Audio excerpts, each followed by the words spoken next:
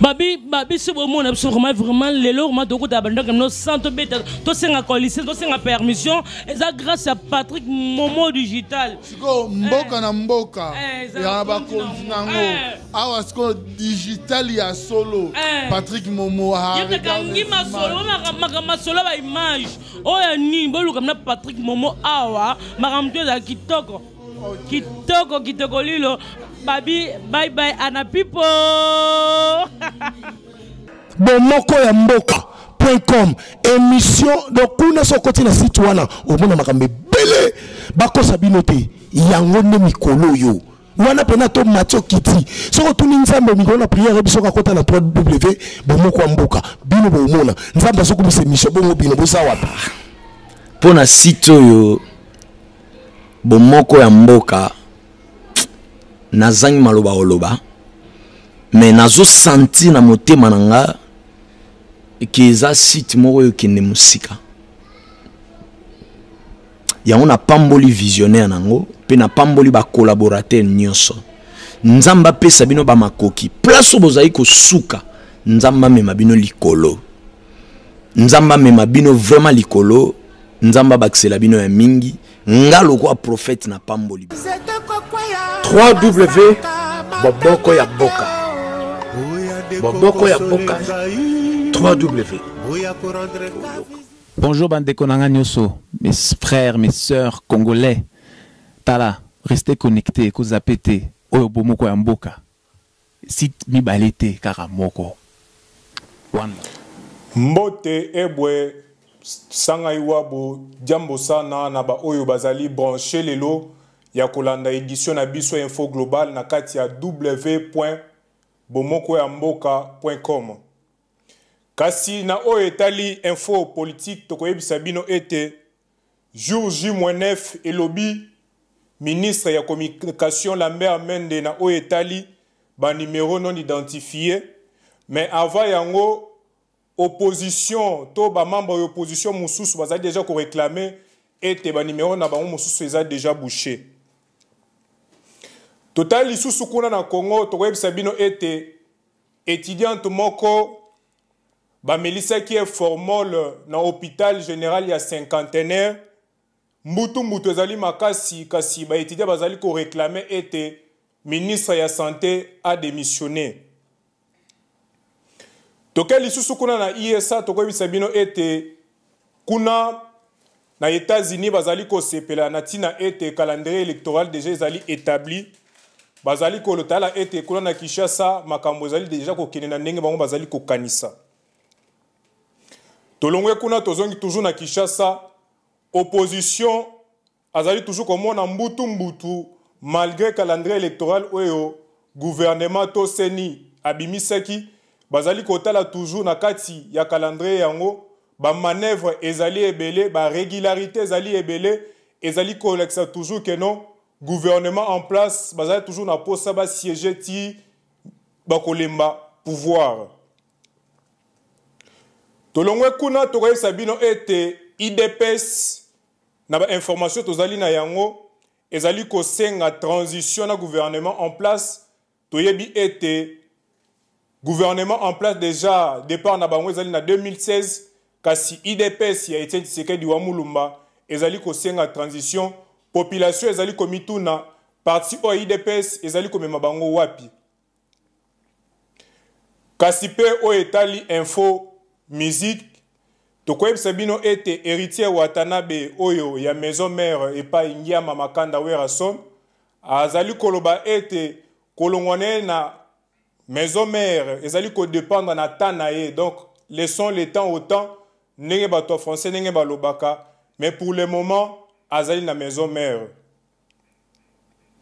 peto koyebisa bino kuna na est précisément toujours na mboko ya RD Congo na festival eleka kuna amani Bill Clinton impact akosakana te toujours azali ko beta population esepeli bameki kobosa na guerre ezali koleka kuna na OP etali musicien o akufaki esali déjà un an yangoyo atikaki biso na mokili o etali King Kester famille esangana ki na ba artiste comédien musicien pour na ko rendre hommage ya 1 an na ye. Kasi na oyo etali Info Sport tokoyebisa bino ete Flora Ibenge oyo azali kokamba équipe nationale ya Léopard azali toujours na inquiétude ya koloba ete avant CAN pe après CAN mombongo na ye to musolo na ye to paiement na ye ezali kobima te kino sika awa. Kasi pe toujours etali foot na kati ya mboka na biso Congo tokoyebisa bino ete match moko amical ezali RD Congo na Irak bakobeta kuna na Dubai mukolo ya le na date ya le 28 mars. Toke na o etali info communauté tokoyebisa bino ete na Canada ezali na papa moko achie mwana na ye ya mwasi to mwana ya mwasi na ye zemi na age ya 14 ans kasi mwana wana auti sika auti na mboka ya RD Congo mbutu pe ezali kuna ya kosakana te papa alongoli mwana na ndako babandali kofanda ye na mama na ye azweli pe isika na ye bolingwa kosakana te kuna.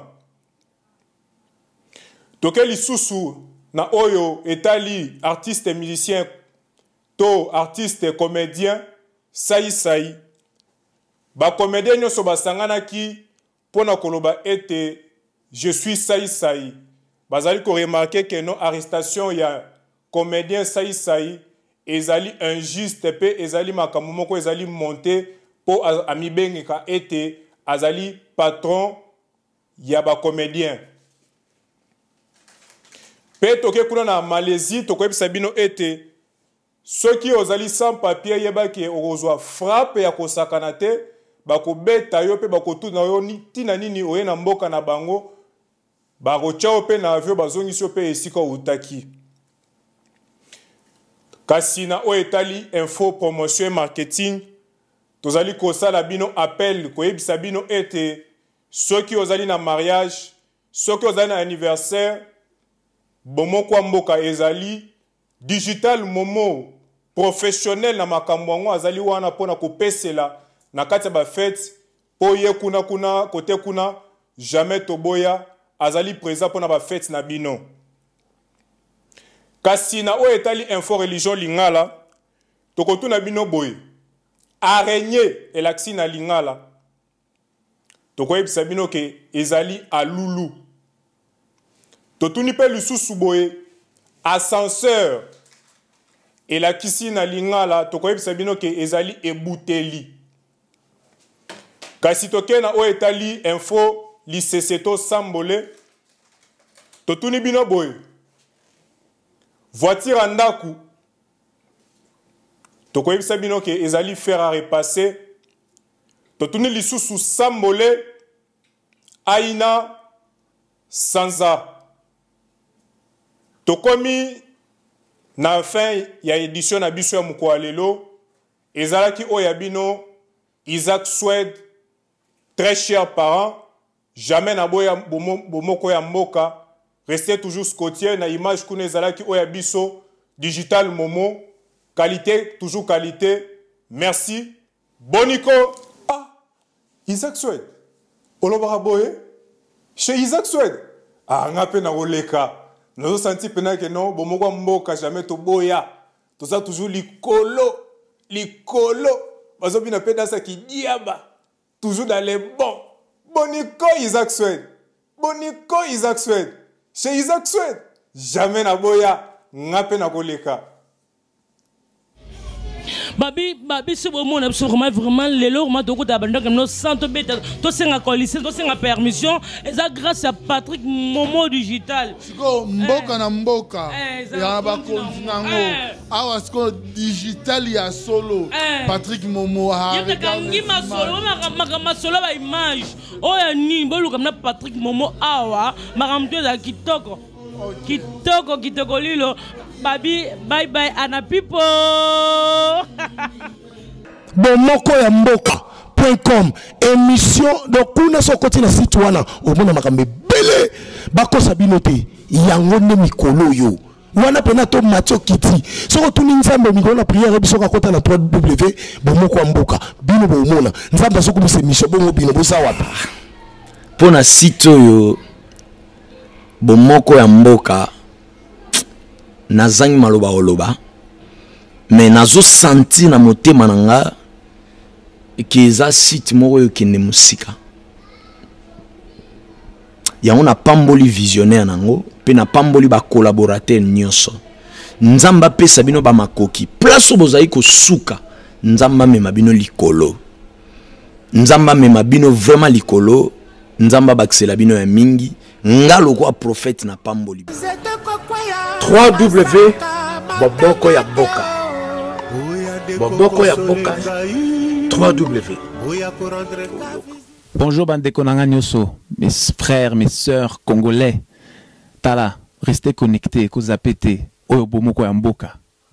Site mibalete kaka moko. One love.